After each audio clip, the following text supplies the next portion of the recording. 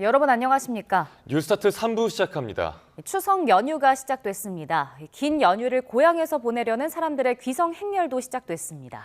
공항과 터미널, 항만마다 설레는 표정의 귀성객 발길이 이어졌습니다. 고재영 기자의 보도입니다. 비행기가 쉴 새 없이 제주공항에 내립니다. 가족을 만나러 오랜만에 고향을 찾은 귀성객들이 눈에 띕니다.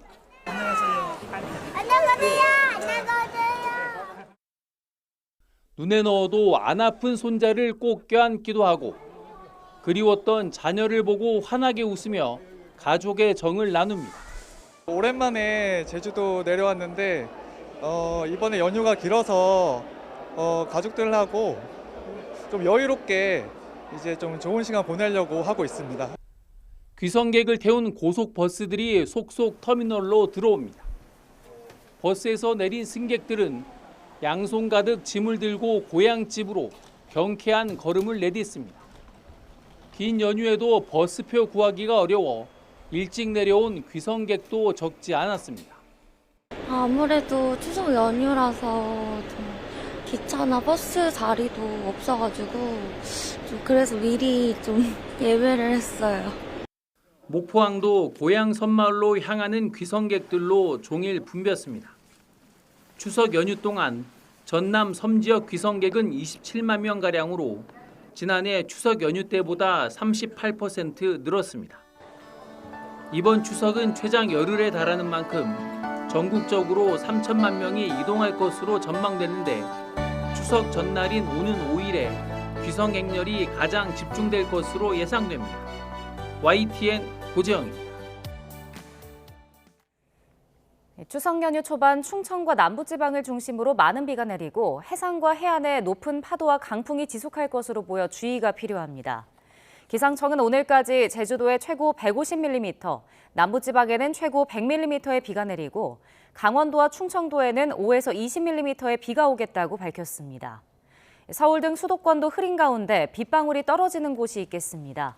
특히 저기압이 지나는 제주도와 남해상, 서해상에는 강풍특보와 풍랑특보가 내려지는 등 비바람이 거세질 것으로 보여 섬 지역 귀성객은 불편이 우려됩니다. 이후 일요일부터 추석 당일인 월요일에도 전국 곳곳에 비가 오겠고 특히 중부지방은 추석 오후나 밤까지 궂은 날씨가 예상돼 보름달을 보기 힘들 전망입니다. 보통 연휴에 먼 거리를 운전하다 보면 평소보다 자동차 사고 위험이 커지는데요. 특히 추석 당일 자동차 사고 피해자가 평소보다 1.6배 늘어나는 것으로 조사됐습니다. 정체나 졸음운전 탓에 뒤에서 들이받는 추돌 사고의 비중이 절반으로 가장 높았습니다. 손효정 기자입니다. 형체를 알아볼 수 없을 만큼 구겨진 승용차 안을 구급 대원이 살핍니다. 지난해 추석 당일 귀경길, 다른 차량과의 추돌로 40대 엄마와 세 남매가 중경상을 입었습니다. 온 가족이 먼 거리를 이동하는 추석 연휴에 사고가 나면 피해 규모는 더 커지는 것으로 나타났습니다. 보험개발원과 손해보험협회가 최근 5년 추석 연휴 기간 교통사고를 분석한 결과 사고 자체는 연휴 전날 가장 많이 발생했지만 추석 당일 사고당 피해자 수는 2.3명으로 평소보다 1.6배 많았습니다. 가족 단위로 달리는 차가 많기 때문인데 어린이 청소년 사상자 역시 연휴 동안 2배 넘게 늘었습니다. 추석 당일 발생한 사고 2건 가운데 한 건은 뒤에서 들이받아 발생하는 추돌 사고였습니다. 정체로 차량 사이 간격이 좁아지는 데다 졸음운전, 부주의로 사고가 나기 쉽기 때문입니다. 음주 무면허 사고 피해자도 증가했습니다. 추석 당일 음주 사고 피해자는 1.4배, 연휴 전후 무면허 사고 피해자는 각각 1.5배가량 늘었습니다. 바른 자세로 앉는 것만으로도 피해를 줄일 수 있습니다. 좌석을 뒤로 젖혀 누울 경우 뇌손상, 경추, 골절과 같은 중상 위험이 최대 8%포인트 늘었고 내부 장기 손상 위험도 커지는 것으로 나타났습니다.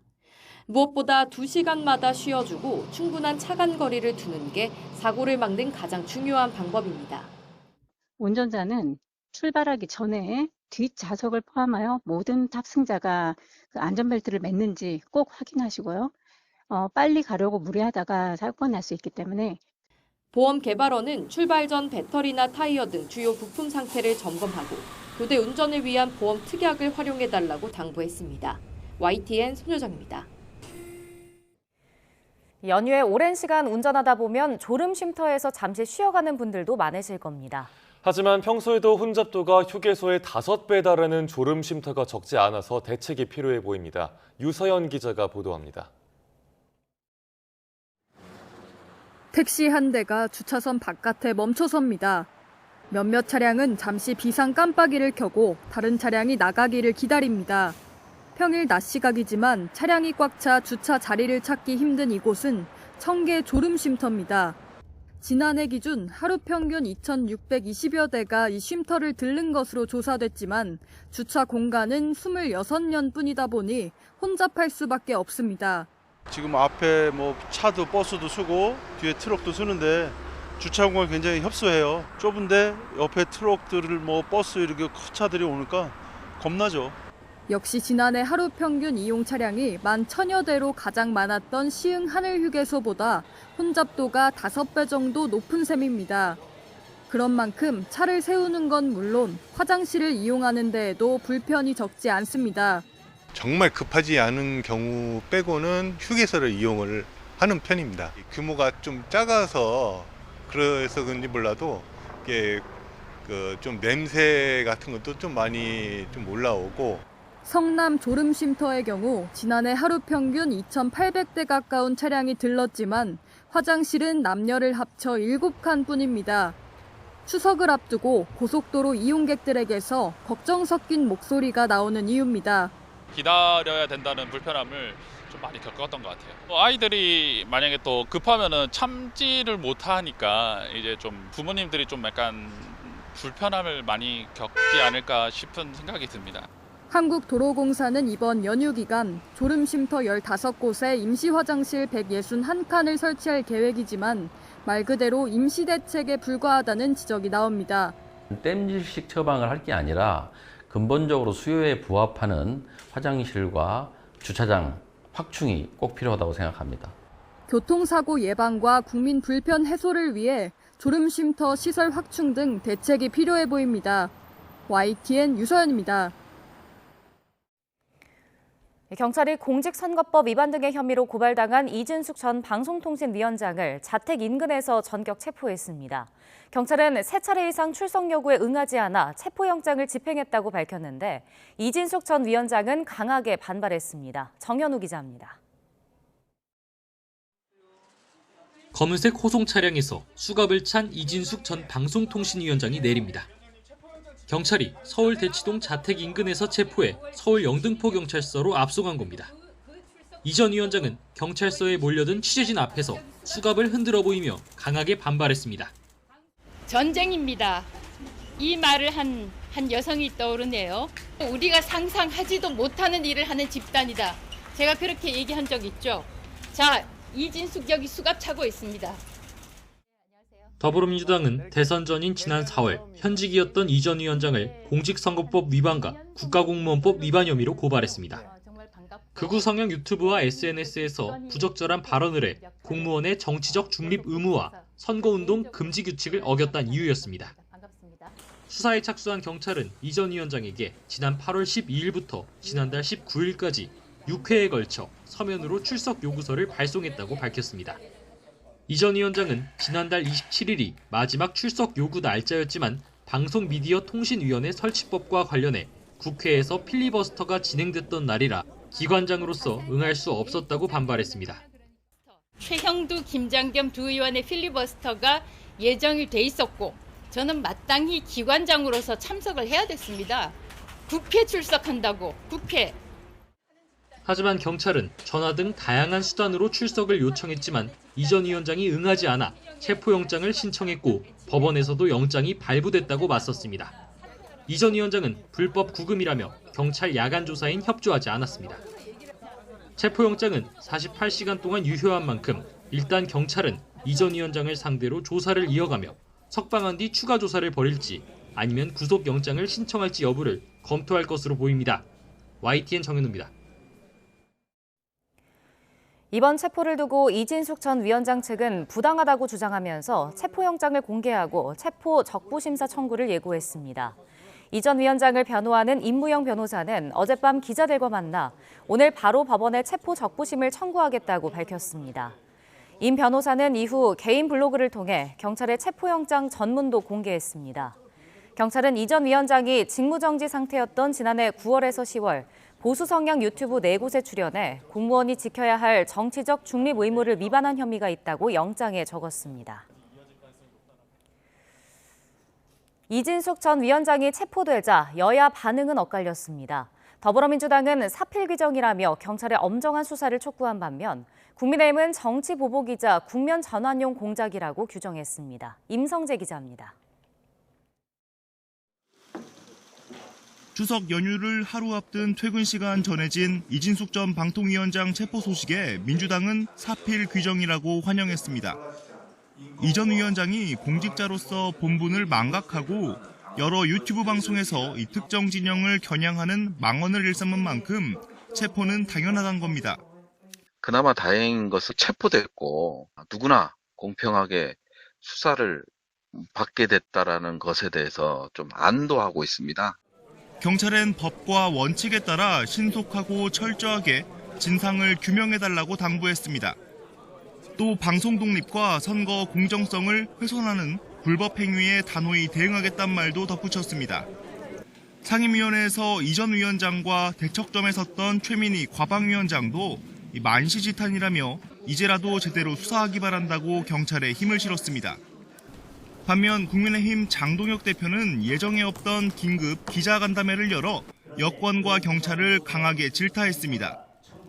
국가 전산망 화재 등 이재명 정부의 무능과 떨어지는 지지율, 김현지 부속실장 논란 등을 추석 밥상에서 감추기 위한 국면 전환용 공작이라고 주장했습니다. 지금 국민들은 나라 전체가 미쳐 돌아가는 것을 지켜보고 계십니다. 이재명 정권이 벌이는 야만적인 정치입니다.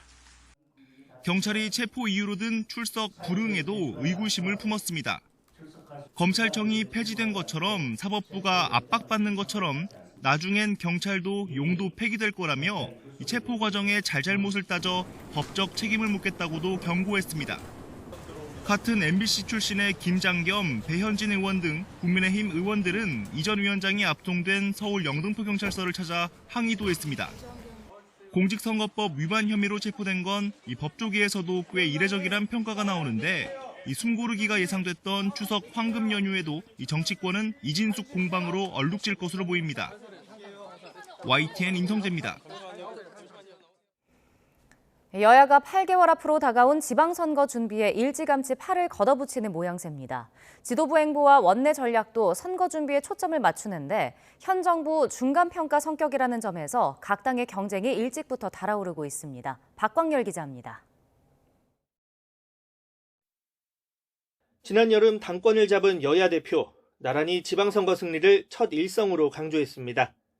내년 지방선거 승리에 저의 모든 것을 걸겠습니다. 당 활동의 모든 초점을 지방선거 승리에 맞추겠습니다. 내년에 지방선거 중원에서 이길 수 있는 싸움을 하겠습니다. 중원에서 민주당과 제대로 된 싸움을 하지 못한다면 우리의 강세 지역 있지만 그런 곳에서의 싸움도 어려워질 수밖에 없다고 생각하고 민주당은 대표가 직접 전국을 돌고 예산 지원을 약속하며 힘있는 여당 프리미엄을 전면에 내세웠습니다. 내란 청산 프레임을 지방선거로 확장하는 기류도 읽힙니다. 국민의힘 소속 광역단체장에 대한 내란 가담 의혹을 제기하고 특검 수사를 촉구하며 당 차원 공세 수위를 끌어올렸습니다. 그날 밤 당시에 광역지자체장들의 내란 가담 여부는 특검 수사의 현재 사각지대입니다. 자료 요구와 현장 검증을 추진하겠습니다. 국민의힘은 부산에서 서울을 잇는 경부선 현장 행보로 민심을 듣고 장외투쟁을 통한 독주 견제론으로 맞불을 놨습니다. 입법, 행정 권력을 차지한 민주당이 지방 권력까지 움켜쥐면 그 폐해는 걷잡을 수 없다는 겁니다. 내란몰이를 통해 어떻게 해서든 국민의 힘을 말살하고 일당 독재를 완성하고자 하는 의도가 분명합니다. 사법 개혁을 방해하고 내년 지방선거에 걸림돌이 될 국민의힘은 눈에 가시라고 생각하지 않겠습니까? 정권 초 허니문 선거란 불리한 구도를 경쟁력으로 상쇄해야 하는 만큼 제대로 싸울 후보를 뽑을 평가 기준 마련 준비 작업에도 힘을 쏟는 분위기입니다. 여야 대치 최전선 법사위에 여당 지방선거 후보군이 다수 포진된 점을 두곤 강성 지지층 표심을 겨냥한 지방선거용 언론 플레이라고 목소리를 높였습니다. 법사위를 지방선거 경선장으로 만든 결과는 결국 민주당 스스로를 무너뜨릴 불씨가 될 뿐입니다. 성적을 가를 최대 변수, 서울과 부산이 꼽힙니다. 2018년 14개의 광역단체장 석권, 그 이상을 바라보는 민주당. 정부기관 이전 등 물량전을 고리로 부산 탈환에 공을 들입니다. 해양수산부 부산 이전은 부산을 북극항로 시대 중심지로 육성하려는 의지이자 첫 출발입니다. 반면 국민의힘은 지지 기반 영남을 빼앗기지 않으면서 동시에 수도권에서의 선전이 필수, 서울 사수에 총력을 다해야 하는 이유입니다. 민생과제와 개혁입법 등 전국 현안 속도를 둘러싼 가장 큰 변수로 작용할 수 있는 만큼 정치권 시선도 이미 내년 6월을 향하고 있습니다. YTN 박광렬입니다.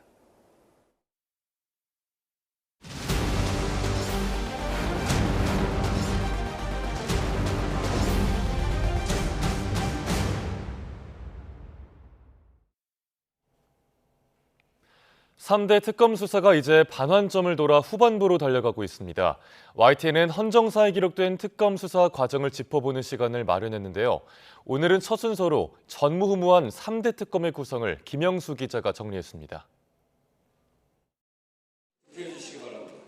수차례 거부권에 가로막혔던 3대 특검법은 조기 대선 이틀 뒤에 한꺼번에 국회 문턱을 다시 넘었고 닷새 뒤 공포됐습니다.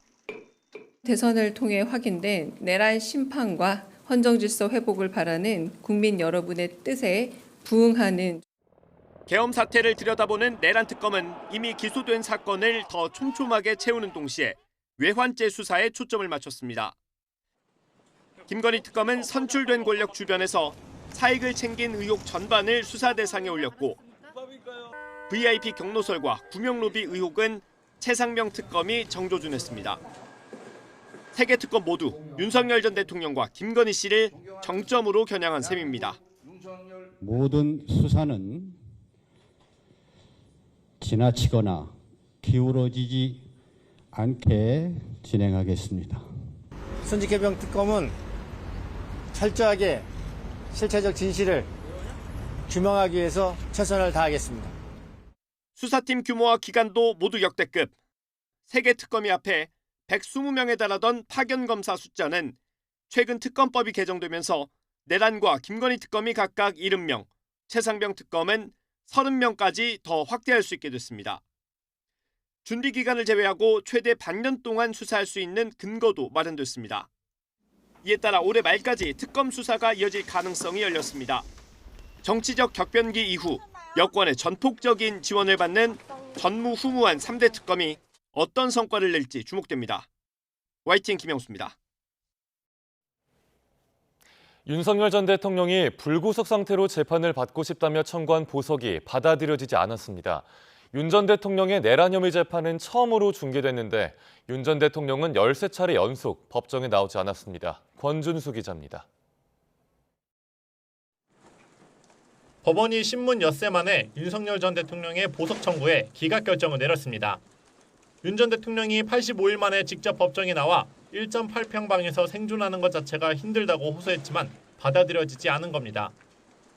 지난 7월 재구속된 윤 전 대통령은 계속 구치소에 머물며 수사와 재판을 받게 됐습니다. 재판부는 윤 전 대통령이 증거를 없애거나 없앨 우려가 있다고 볼 만한 이유가 충분하고 보석을 허가할 만한 이유가 있다고 보기도 어렵다고 설명했습니다. 처음으로 중계가 허가됐지만 윤 전 대통령은 내란 우두머리 혐의 재판엔 13차례 연속 불출석했습니다. 불출석 상태에 따라 재판을 진행하도록 하겠습니다. 이에 대한 불이익은 피고인이 부담하게 된다는 점을 다시 한번 강조드립니다. 특검은 윤 전 대통령을 상대로 구인장 발부 등 단호한 조치를 촉구했습니다. 최근에 진행된 피고인의 다른 재판에는 출석하는 등 피고인은 공판 기일, 출석 여부를 선택적으로 결정하고 있다는 우려의 말씀을 드립니다. 반면 윤 전 대통령 측은 정당한 사유 없이 불출석하는 게 아니라고 맞받았습니다. 일주일에 한 번, 많게는 2주에 3번의 재판이 진행되는 것은 건강 사유로 어렵다고 분명히 말씀을 드렸고, 또 특검 측에서 이 사건 공소 유지를 승계를 해서 하는 것은 위헌이다는 말씀. 윤 전 대통령 측은 재판 중계와 관련해서도 여론몰이식 재판이 될 수 있다고 지적하며 날선 모습을 보였는데, 윤 전 대통령은 건강이 호전된 뒤 특검법에 대한 위헌 법률 심판 제청 여부 등이 해결돼야 법정에 나올 거라고 밝혔습니다. YTN 권준수입니다.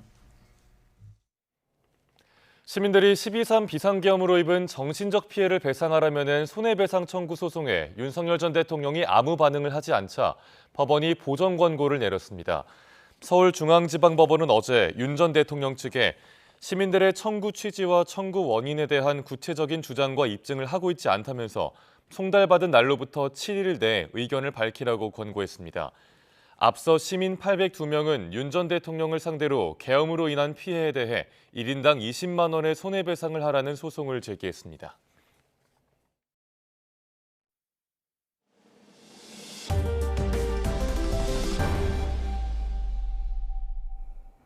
북한이 우크라이나와 전쟁 중인 러시아를 전폭적으로 지원했지만 돌려받은 것은 10분의 1에 불과하다는 분석이 나왔습니다. 그럼에도 북한이 러시아와 계속 거래를 유지하고 있는 이유가 뭔지 권영희 기자가 보도합니다. 북한은 2023년 이후 러시아에 대규모 군사 지원을 계속해왔습니다. 독일 프리드리히 나우만 재단은 북한 지원 규모를 최대 98억 달러로 추산합니다. 포탄 수백만 발과 탄도미사일, 집속탄 등 전략 무기도 보냈고 병력 15,000명도 파병해 사실상 전쟁의 한 축을 떠받치고 있습니다. последнее время отношения между нашими странами приняли особый доверительный и дружеский характер, союзнический характер. По вашей инициативе, как хорошо известно, ваши спецподразделения приняли участие в освобождении Курской области. 러시아가 북한에 보낸 식량과 연료, 군수품 총액은 최대 11억 9천만 달러에 불과한 것으로 나타났습니다. 북한이 제공한 가치의 10분의 1 수준입니다. 대부분 식량과 석유 같은 기초 물자가 보상으로 제공됐고 일부 방공 시스템과 신규 전투기 등도 포함됐지만 첨단 무기나 핵심 기술은 빠져 있습니다. 러시아가 북한을 계속 의존적인 상태로 묶어두기 위해 보상을 의도적으로 줄이고 있다는 분석이 나옵니다. 그러나 러시아를 지원하겠다는 북한 입장에는 변화가 없습니다. 할 수 있는 것이 있다면 또 해야 되는 것이 있다면 그 형제적인 그 의무로 우리가 감당해야 될 의무로 간주하고 모든 걸 다해서 도울 용의가 있습니다. 북한은 무기 체계를 전장에서 시험해 볼 수 있는 기회와 첨단 무기에 대한 접근 가능성을 높이 사고 있습니다. 또 유엔 안보리 상임이사국인 러시아와의 관계 자체도 중요한 정치적 자산입니다. Kim is very aware of the pivotal role that it plays, given where it's situated geographically, and he is emboldened by the strengthened military power he has acquired as a result of the partnership with Russia. 국제사회에서 고립된 북한은 퍼주기만 하는 구조에도 불구하고 장기적이고 전략적인 이익을 위해 러시아를 계속 지원할 것으로 보입니다. YTN 권영입니다. 블라디미르 푸틴 러시아 대통령이 우크라이나가 전장에서 어려움을 겪는 만큼 협상 테이블에 나와야 한다고 강조했습니다. 또 러시아는 계속 싸울 수 있는 충분한 병력을 가졌지만 우크라이나는 드론을 얼마나 지원받든 싸울 병력이 없는 실정이라고 덧붙였습니다. 푸틴 대통령은 우크라이나의 비극이 우크라이나인과 러시아인 모두에게 고통이지만 서방은 우크라이나를 소모품으로 취급하고 있다며 우크라이나 분쟁의 원인을 유럽으로 돌렸습니다. 미국 연방정부가 일시적 업무정지, 셧다운에 돌입한 가운데 트럼프 행정부는 셧다운 책임을 민주당에 돌리며 압박에 나섰습니다. 셧다운 첫날 뉴욕 공항에서는 여객기 2대가 부딪히는 사고가 일어났습니다. 워싱턴 홍상희 특파원입니다. 트럼프 대통령은 민주당이 연방정부 셧다운 사태 해결에 협조하지 않는다면 민주당이 주도하는 정부 프로그램을 중단하겠다고 말했습니다.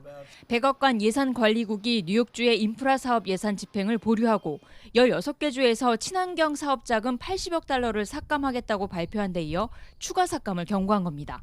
백악관도 셧다운의 책임을 민주당에 돌렸습니다.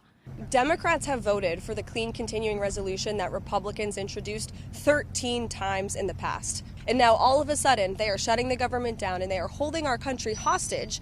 그러면서 트럼프 대통령이 셧다운 기간에 공무원을 해고하겠다고 말한 건 협상 전술이 아니라며 수천 명이 해고될 거라고 밝혔습니다. Look, it's likely going to be in the thousands. These discussions and these conversations, these meetings would not be happening if the Democrats had voted to keep the government open. 스콧 베선트 재무장관도 셧다운으로 미국의 GDP, 국내 총생산과 노동자층이 타격을 입을 거라며 민주당에 협조하라고 촉구했습니다. 백악관과 공화당은 셧다운을 해결하기 위해 임시 예산안을 통과시켜야 한다는 입장이지만 민주당은 올해 말 종료되는 공공의료보험, 오바마 케어 보조금 지급 연장을 요구하며 팽팽하게 대치하고 있습니다. 안보와 치안 등을 제외한 연방 정부 업무가 일시 정지된 첫날 밤 뉴욕 라과디아 공항에서는 지상에서 여객기 2대가 부딪히는 사고가 일어났습니다. 승객 20여 명을 태우고 이륙을 위해 활주로로 이동하던 여객기가 다른 여객기와 충돌해 승무원 1명이 경상을 입었습니다. 뉴욕타임스는 공항 관제사는 필수 업무 종사자로 분류돼 있지만 셧다운이 장기화할 경우 항공 운항에 영향을 미칠 가능성도 있다고 보도했습니다. 워싱턴에서 YTN 홍상입니다. 미국 연방정부의 셧다운으로 금리 인하 기대감이 커지면서 뉴욕 증시 3대 지수가 사상 최고치를 기록했습니다. 다만 물가 관리가 시급한 만큼 금리 인하에 신중해야 한다며 제동을 건 연준 인사의 지적도 나왔습니다. 뉴욕에서 이승윤 특파원입니다.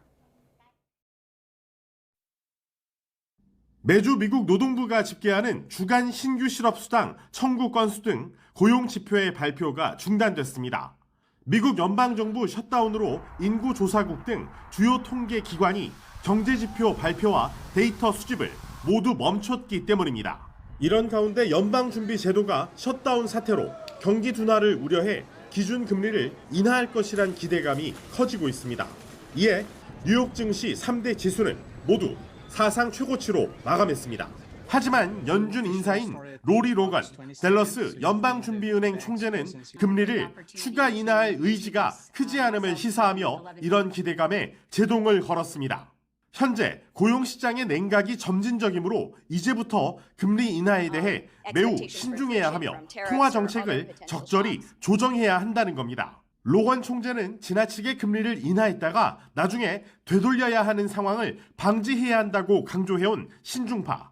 If inflation expectations are to become quite entrenched, it becomes very costly to get them back to 2%. Our job is to ensure that a one-time increase in the price level doesn't become an ongoing, persistent problem. 금리를 일단 내리고 인플레이션이 발생하면 그때 가서 금리를 조정하면 된다는 트럼프 대통령과 대조적인 입장을 취하고 있습니다. 국제신용평가사 스탠다드앤푸어스는 셧다운이 장기화하지 않는다면 미국 경제에 미치는 영향은 미미하다고 밝혀 셧다운 사태가 기준금리에도 영향을 미칠 전망입니다. 뉴욕에서 YTN 이승윤입니다. 9.7 부동산 대책 발표 이후 한 달 가까이 지났지만 서울 아파트값이 4주 연속 상승폭을 키우고 있습니다. 특히 마포와 성동, 광진구 같은 한강벨트 집값이 달아오르면서 상승세 확산 조짐까지 보이고 있는데요. 이런 가운데 여당은 주간 아파트 가격 동향을 개선 또는 폐지하는 방안을 검토하고 있습니다. 최두희 기자가 현장에 다녀왔습니다. 재건축을 추진 중인 서울 마포구의 대단지 아파트. 지난달 전용 면적 141제곱미터가 20억 2천만 원에 거래되며 신고가를 기록했습니다. 현장에서는 시장에 나오는 매물을 찾기 힘들다고 입을 모읍니다. 매물이 없어요. 할 사람은 진작에 다 팔았고 여기도 올랐지만은 다른 데는 더 많이 올랐으니까 갈 수가 없는 거예요. 서울 아파트 값은 0.27% 오르며 4주 연속 상승폭을 키웠는데 이 같은 상승세가 서울 전역으로 확산할 조짐을 보이고 있습니다. 특히 성동, 마포, 광진과 같은 한강벨트의 상승폭 확대가 두드러졌고 송파, 용산을 비롯해 서울 25개 자치구 모두 오르며 9.7 대책 후 오히려 아파트 값이 안정되지 않는 흐름을 보였습니다. 이에 대해 한국부동산원은 서울 재건축 추진단지 등을 중심으로 매수 문의가 증가하며 전반적으로 아파트 값이 상승했다고 평가했습니다. 무엇보다 97 대책의 실효성이 떨어지는 데다 토지거래 허가구역 확대 가능성이 언급되며 규제 강화 전 똘똘한 한 채를 마련하려는 움직임이 이어지고 있기 때문입니다. 공공주택 중심의 97 공급 대책에 대해서 체감을 그다지 하지 못하는 수요자들이 있는 것 같고요. 규제지역 지정 이전에 집을 사려는 막판 수요도 몰리면서 서울과 인접한 경기도에서는 성남시 분당구가 0.97% 급등하며 전국에서 가장 높은 상승률을 기록하는 등 확산세는 수도권으로도 번지는 분위기입니다. 이런 가운데 최근 여당은 신뢰도에 대한 지적이 끊이지 않는다며 토론회를 열고 주간 단위로 발표하는 아파트 가격 동향 통계를 개선 또는 폐지하는 방안을 검토하고 나섰습니다. YTN 최두입니다. 서울 마을버스 운송사업조합이 서울시와 마을버스 지원액 상향과 운송 서비스 개선에 합의하면서 환승 할인제도 탈퇴 방침을 철회하기로 했습니다. 서울시는 보도자료를 통해 어젯밤 11시 55분쯤 조합과 운송 서비스 개선을 위한 합의문을 체결하고 교통 편익 증진을 위한 제도적 협력 체계를 마련했다고 밝혔습니다. 이에 따라 서울시는 마을버스 업계의 재정적 어려움을 반영해 버스 한 대당 재정 지원 기준액을 기존 48만 원대에서 51만 원대까지 늘리고 이후에도 업계 의견을 적극 반영하기로 했습니다. 기업 회생 절차를 밟고 있는 홈플러스가 인수자를 찾기 위해 어제 공개 경쟁 입찰 공고를 냈습니다. 홈플러스는 지난 3월 회생 절차 개시 이후 우선 협상 대상자와 조건부 인수 계약을 맺는 스토킹 호스 방식으로 인수 합병을 추진해왔지만 진전이 없자 공개 입찰로 전환했습니다. 홈플러스 경영진은 잠재 인수 후보자들과 개별 합승이 아닌 공개 입찰 과정을 통해 매각 절차를 진행한다고 밝혔습니다. 입찰 참여를 원하는 기업은 이번 달 31일까지 인수 의향서와 비밀 유지 확약서를 제출해야 하며 다음 달 3일부터 21일까지 예비 실사가 이루어지고 최종 입찰서는 다음 달 26일 접수할 예정입니다.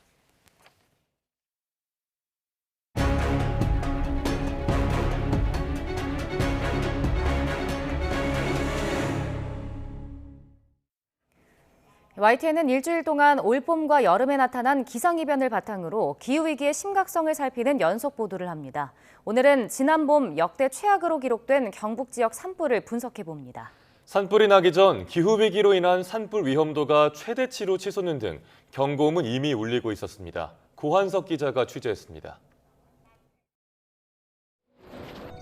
지난 3월 22일 경북 의성군 괴산리 야산에서 산불이 시작됐습니다. 당시 기온은 평년보다 10도 이상 높았고 겨울 가뭄으로 땅은 바짝 말라 있었습니다. 기후변화가 극한 기상현상에 미치는 영향을 분석하는 국제연구기관의 보고서입니다. 탄소 배출 증가로 인한 온난화의 영향으로 당시 산불을 유발하는 기상 조건, 즉 고온, 건조, 강풍의 발생 가능성이 2배로 올랐고 강도는 15% 더 강했던 것으로 분석됐습니다. 미국 기후연구기관이 측정한 기후위기 영향평가 지수도 경고음으로 울리고 있었습니다. The Climate Shift Index is a free tool that you can use to understand just how much global warming influenced a certain day's weather. -5에서 5까지 범위에서 기후위기와 특정 지역 기상의 연관성을 측정하는 지표인데 의성 산불 직전인 3월 22일 우리나라 남부가 최대치인 5를 기록한 겁니다. 경북 지역이 기후위기의 직격탄을 맞고 있었던 셈입니다. 의성 산불 발생 직전 산불 위험 지수가 과거 40년 평균의 4배였다는 분석도 있습니다. 전문가들은 산불 대응 체계를 기후위기 시대에 맞춰 재정비할 필요가 있다고 강조합니다. 산불이 강하게 날 수 있는 지역에 대한 모니터링이 강화돼야 돼요, 실제로. 지금 보면 이제 우리가 어느 정도 시즌이 되면 어떤 지역에서 산불이 날 확률이 커진다라는 거 얼마든지 과학적으로 예측할 수 있거든요. 그런 것들을 이제 조금 더 제도화 시켜야 되는 거죠. 또 산림청과 소방청이 연계한 산불 위기 대응 체계를 더 정교화하고 문자 발송과 앱 알림 등을 연계한 다중 경보 시스템의 속도도 높여야 한다는 지적입니다. YTN 고한석입니다.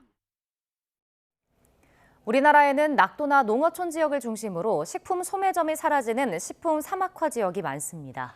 이에 정부가 해당 지역 주민들이 달걀이나 닭고기 같은 신선한 축산물을 손쉽게 살 수 있도록 이동 판매 허용에 나섰습니다. 김주영 기자가 보도합니다. 전남 신안 송공항에서 30분 정도 배를 타고 들어가야 하는 섬 당사도. 주민 100여 명이 살고 있지만 이곳에는 일상적으로 물건을 살 수 있는 마트가 하나도 없습니다.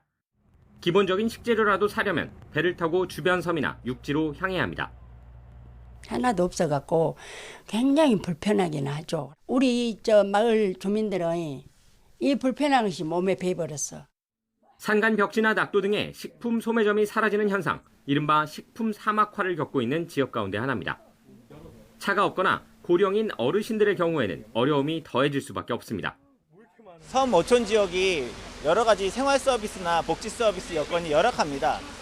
특히 최근에 부각되고 있는 부분이 식품 사막화 문제인데요. 섬 지역이 그 식품 사막화 현상이 좀 심각하고요. 실제 2020년을 기준으로 전국 3만 7천여 행정리 가운데 음식료품 소매업이 없는 곳이 73.5%에 달할 정도입니다. 해양수산부, 식약처 등은 식품 사막화에 대응하기 위해 식료품 이동 판매 시범 사업에 착수했습니다. 특히 최근까지도 불법이었던 달걀 등 축산품의 이동 차량 판매를 허용하도록 법을 개정했습니다. 농산어촌에 사시는 우리 노인들 분께서 집 앞에서 축산물을 바로 구매하실 수 있는 상황이 되기 때문에 축산물을 이용한 좋은 식사를 하실 수 있지 않을까 생각을 합니다. 이렇게 당사도에 들어오게 된 이동 판매버스, 역시 주민들의 큰 관심을 끌었습니다. 주민들의 장바구니는 채소, 과일부터 달걀, 고기류까지 100여 종의 물건들로 채워졌습니다. 이러고 와주시면 저희야 고맙죠. 지금도 좋은데 더 많은 샘플품이나 그런 게 있었으면 좋죠. 정부는 시범 사업으로 이어지고 있는 이동 장터의 판매자 확대를 검토하는 등 내년부터 본격적인 추진에 나선다는 방침입니다. YTN 김주영입니다. 경기도 내 대학 두 곳에 식품과 생필품 꾸러미를 단돈 1,000원에 살 수 있는 1,000원 매점이 등장했습니다. 주머니 형편이 넉넉하지 않은 학생들에게 큰 보탬이 되고 있습니다. 최명신 기자입니다. 지난달 초 문을 연 가천대학교 1,000원 매점입니다. 물건을 사려는 학생들로 끝이 보이지 않을 만큼 장사진을 이뤘습니다. 매점에선 즉석밥과 참치캔, 조미김 등 먹거리와 샴푸, 클렌징폼 등 생필품 30여 종을 팔고 있습니다. 무슨 품목이든 마음대로 4개를 골라 단돈 1,000원. 시중보다 90% 이상 저렴한 가격에 학생들의 반응은 폭발적입니다. 이 1,000원 매점이라는 것 자체가 4개에 1,000원 구매할 수 있다는 게 엄청난 큰 메리트가 되는 것 같습니다. 판매 품목은 학생들의 사전 선호도 조사를 통해 정해졌고 매점 운영은 학생회가 맡아서 하고 있습니다. 한 번 먹을 때 5,000원, 6,000원, 많게는 10,000원까지도 넘어가다 보니까 식비에 있어서 좀 친구들이 부담을 느끼는 경우가 많은데 대학생 1,000원 매점은 경기도가 추진하는 사회혁신 플랫폼 회의에서 제안되면서 성사됐습니다.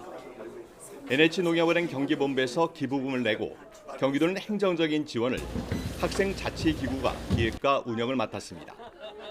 김동현 경기지사는 일일 점원으로 일하며 힘을 보탰습니다. 바코드 찍는 거 은근히 재밌네요. 이건 이제 메인 메뉴 같구만요. 맛있게 들고 힘내세요. 예. 경기도 내 대학생 1,000원 매점은 가천대와 평택대 2곳. 경기도는 기부처와 기부금이 늘어나면 도내 다른 대학으로 매점을 확대할 계획입니다. YTN 최명신입니다.